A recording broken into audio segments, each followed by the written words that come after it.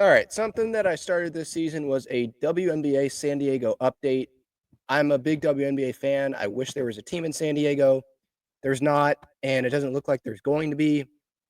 Obviously, with the Sparks in LA, that really close proximity, the league's not very big, although it is expanding. It's probably not going to happen.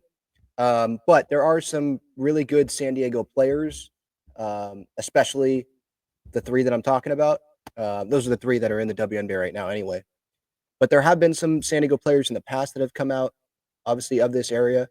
And then now, one of the big stars of the league is from San Diego. So her brother is a firefighter in Oceanside. And so I just want to bring awareness of the W to this channel. I know it's Padres and San Diego sports, but again, WNBA, we don't have a San Diego team, but there's still that San Diego connection, and it's a league that I love. So if you want to watch it, great. If you don't want to watch it, then don't watch it. But it's something I like to talk about. And I know it's been a while since I've done one, but I've been pretty darn busy. So I do have some time though to talk about this now, and a lot has happened since. And so I just wanted to give some updates on what's happening, the playoff positioning, all that. So let's start actually with the Atlanta Dream. I'll work my way back towards Kelsey Plum and the Sparks, but let's start with the Dream because this was not what I was expecting going into the season. I thought the Dream, I think that I thought they could have been a playoff team, but I definitely did not expect them to be in second place. Now there's been injuries with the New York Liberty, with Stewie obviously out. There's been some issues there, but the Dream. I mean, give them credit. They're 8-2 in their last 10 games, second overall in the league. And for those that don't know how the playoffs work, it's not West East; it's the entire league. So right now, they're two behind the Minnesota Lynx. Liberty's right there at 3. Phoenix Mercury's at 4. Aces are at 5. Fever is 6. The Valkyries, as an expansion team, are 7th. And the Seattle Storm are 8. There are 8 playoff teams. The Sparks, they're right there. We'll get to them here in a second. They are a half game back. They haven't played the same amount of games. The Storm have played one more game. But yeah, they're a half game back of that final playoff spot. So we shall see what happens there. But yeah, with the Dream, I mean, new coach, and just talk about Paopao here for a sec. It's been a little bit of the same of how it started this season, where like she was starting, but then there was, I want to say, the injury, something with her nose, I want to say. And then it went down from like 17, 20 plus minutes to less than 10 minutes. And then in that stretch in, I think, the month of June, it was around like 14 minutes, 15 minutes. There's 17 minutes one against the Mystics. And then it went back down later in the month. So it's been up and down with the amount of playing time that she's gotten. But can't really be too critical here. I mean, the Atlanta Dream, they're second in the league. So, yeah. In terms of scoring, that's obviously what people, I think, look to first. I think it's important to note, though, that Paopao, her game is not all about scoring. She can shoot the three, but she can also play make as well. So there are games like the game at Dallas where she had 6 assists, or the game against Washington earlier this month where she had 5 assists. So she's still able to make things happen. Her season high was 16 points at the New York Liberty. It was a loss, but in 15 minutes, scoring 16 points there. So she can do that as well. And it just seems like, depending on the game, finding her role, sometimes it's a bigger role, sometimes it's a smaller role, like last game that they played against the Valkyries yesterday. At Golden State, in the Bay, a win by Atlanta. She played almost 30 minutes in that game. 10 points, 4 assists, couple of rebounds. Yeah, almost 30. Like, that's a lot of playing time. But then the game before that, she got less than 12 minutes. The game before that, less than 7 minutes. So her rookie year, the transition from the college game to the WNBA, it's a big transition. I mean, even Caitlin Clark, obviously, who's the big name, she struggled early on in her career and had to adapt, and it took time.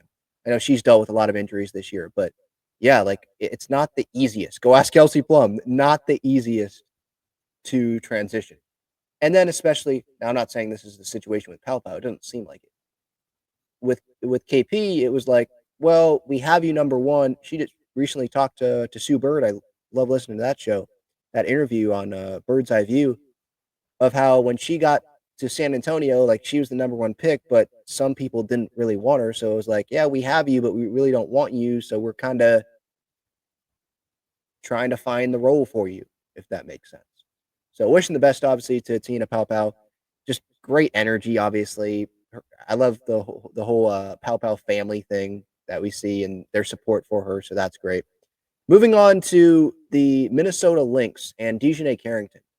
You're probably like, Ben, Minnesota Lynx. I thought she was on the Dallas Wings. Well, things have not gone great for Dallas. Let's just put it that way.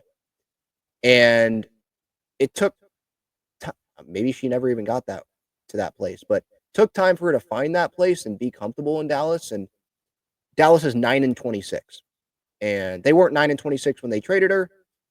They had played, less games than what they're at right now. Like Dejanay's been with the Minnesota Lynx for at least a couple weeks, I want to say, maybe a little bit less. Losing kind of track of time here, but 9-26 are the Dallas Wings record right now. They're not going to make the playoffs. They're one of the worst teams in the league, right there with Chicago and Connecticut. That's not where you want to be. Dallas, I wasn't thinking they were going to be a playoff team this year, but I thought maybe they could be close because of the talent that they brought in. Melissa Smith, who's now with Vegas. Dejanay, obviously Paige Beckers. You add that to the talent that they had with Enrique Ogunbowale and Maddie Segrist, and they had some talent there. But there's been a lot of criticism with their coach, and I don't know. I'm just totally throwing this out there. Don't know how well did Dejanay gel with Chris Koklanis, the Wings head coach. Don't know. But she ends up going to the Minnesota Lynx.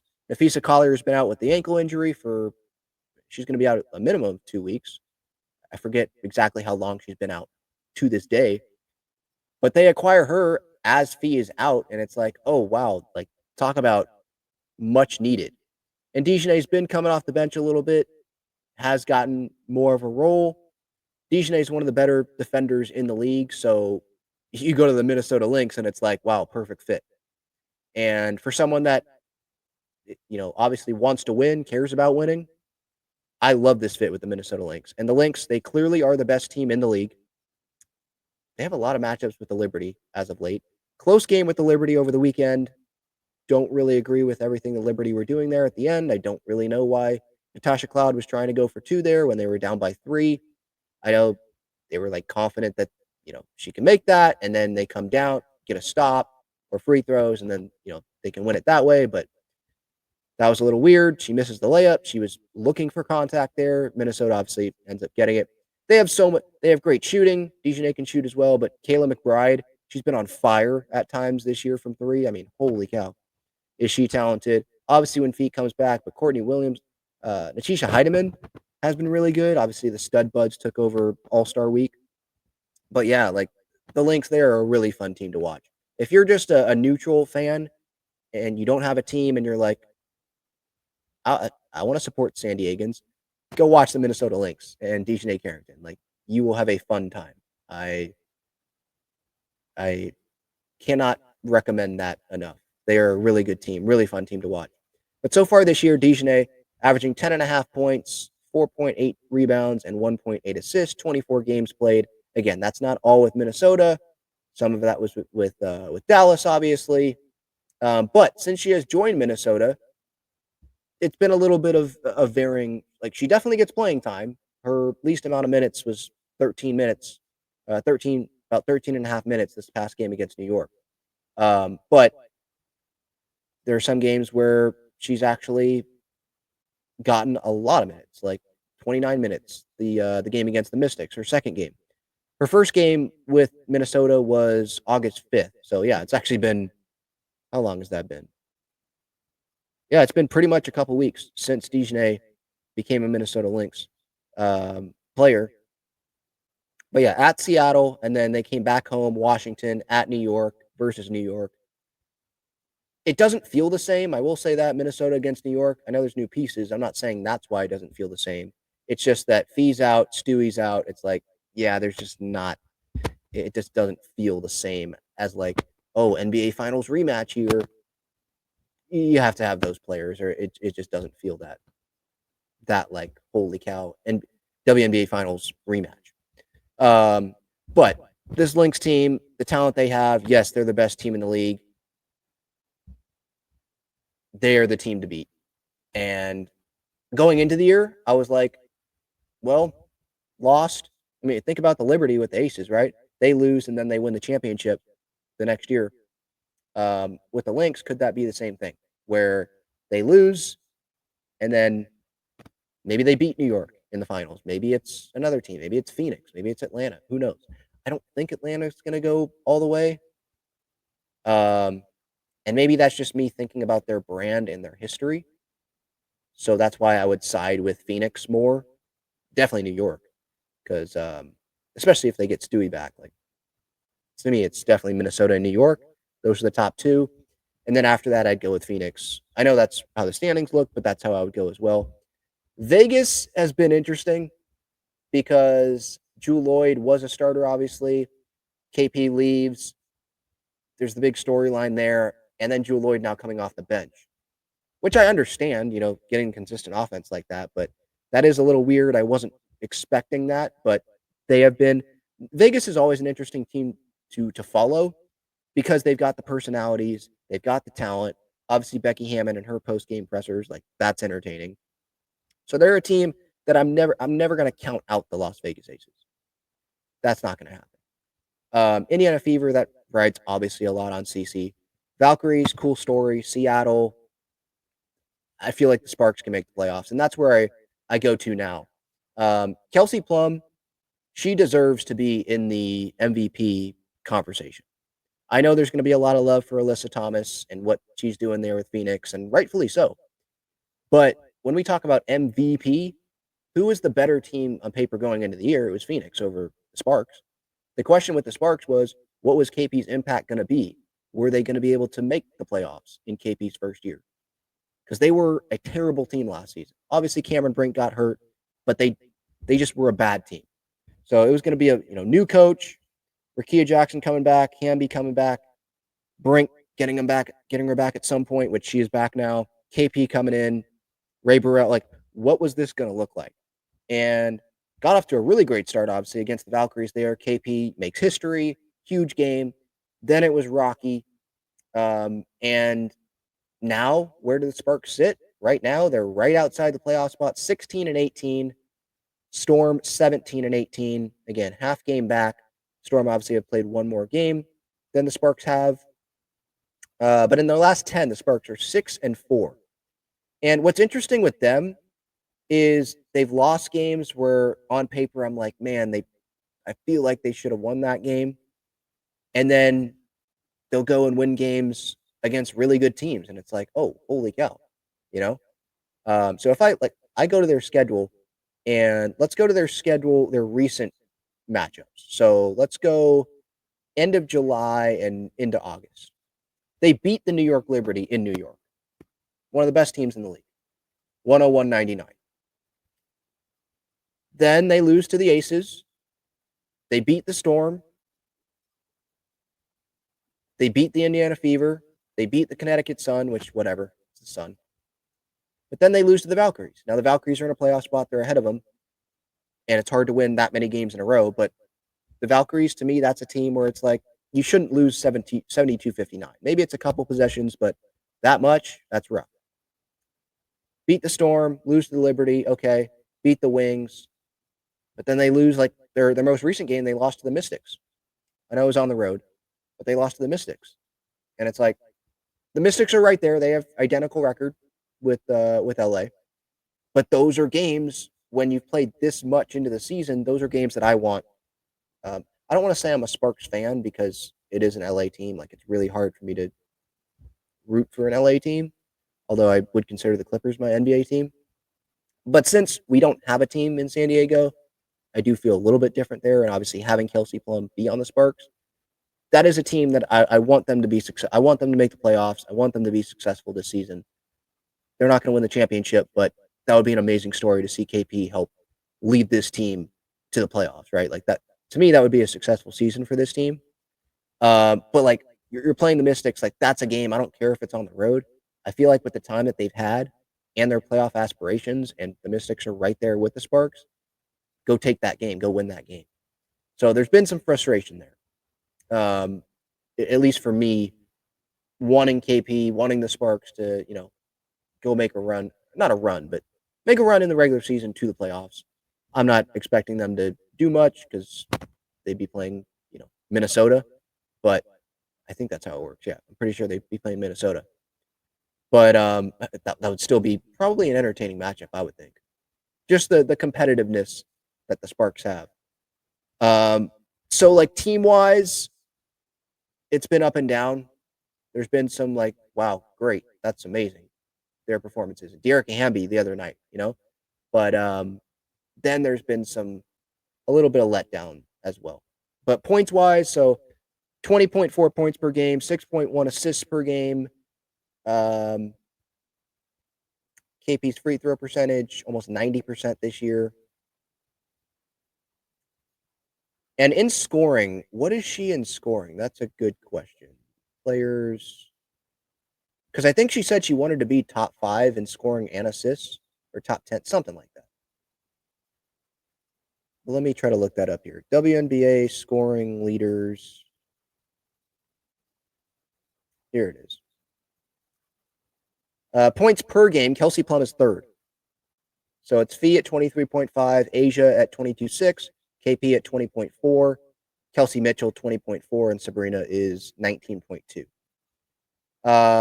If we look at, is there a total point number? I don't know if there's a total point number, but she is one of the best playmakers, offensive players in the league this year. And it's not a surprise her coming to the Sparks. Like, I totally felt like she could do that with the talent that they have. There's a bunch of ads popping up on ESPN right now, so it's not really helping me trying to find this.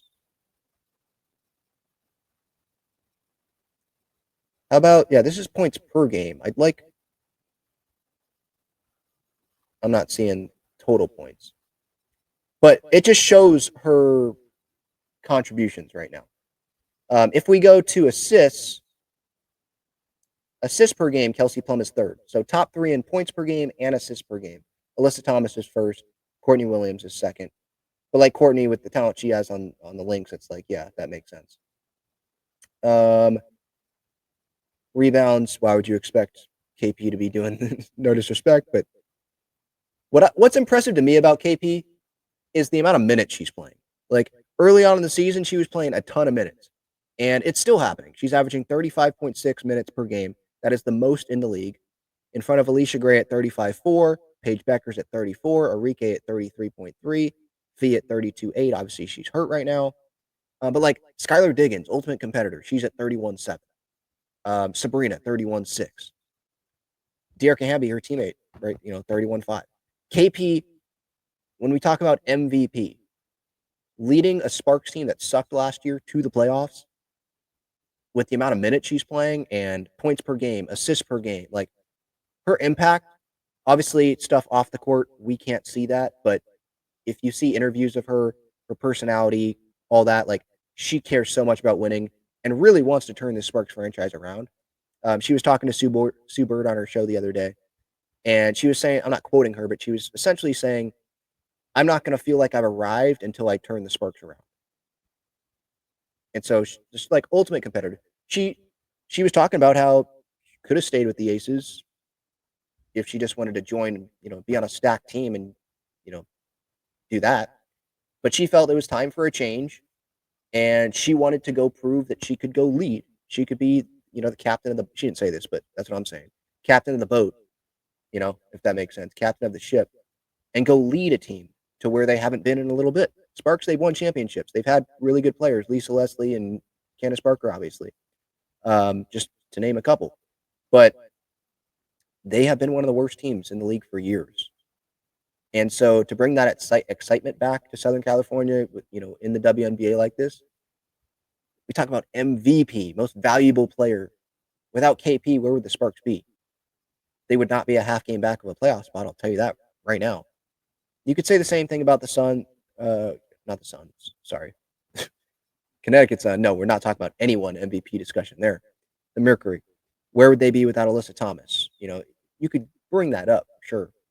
But they might still be in a playoff spot. The Sparks would not be near the playoffs if they didn't have Kelsey Plum. If they had whoever they had last year, they run that team back. I know they had Kia Nurse, was one of the players last year. Like, if they ran with that, they would not be near a playoff spot. And not everything's been smooth. I understand that, but what she's doing, it's impressive. And when I think of fans that bring up the best guards in the league, I feel like KP sometimes gets overlooked, and I don't like that. And I know I'm biased being a San Diegan, but I think nationally when people bring up best guards, obviously fans will bring up Caitlin. They're going to bring up Sabrina, which rightfully so. Love Sabrina. Huge Sabrina fan. They'll bring up Chelsea Gray, right? They'll bring up players like that. Maybe Arike, they'd bring up players like that. KP, though, is that someone that they think of right out of the gate? I don't feel like they do. And I hope after this season that changes. Because think about it. With Vegas, she was maybe the fourth option some nights. Asia, Chelsea, Jackie, and then her. But now with the Sparks, if they make the playoffs, we know who's carrying that team. Hamby obviously is there too, but we know KP's the one that's steering the ship. So I think that respect will definitely be coming more if they make the playoffs. So I'm rooting for that for sure. Love KP. But yeah, that's what I've got. So right now, the three San Diegans, KP and the Sparks, they're fighting for a playoff spot. The Dream with Tina Paopao, they will be in the playoffs. They're one of the better stories, I would say, of this season with how well they've played this year. And then the Minnesota Lynx and DiJonai Carrington. They are going towards a championship this year. If they don't win, it will be an upset based on how they're playing. I assume Fee will be back. That's only going to make them better. Seeing a New York Minnesota rematch would be elite television, but there are some other teams that could surprise as well. So all three of these players are in the playoffs or fighting for a playoff spot. So it's going to be fun to keep tuning in to the WNBA. I have WNBA League Pass. It was like $35 for the entire season. That's the best league pass in sports. So if you're not on that, I definitely recommend that you check it out. But yeah, if you enjoyed it, let me know in the comments. I'm sure there's some fans that didn't watch because this is a Padres San Diego sports audience, but there are a few San Diegans here that I think they deserve to be talked about in their town.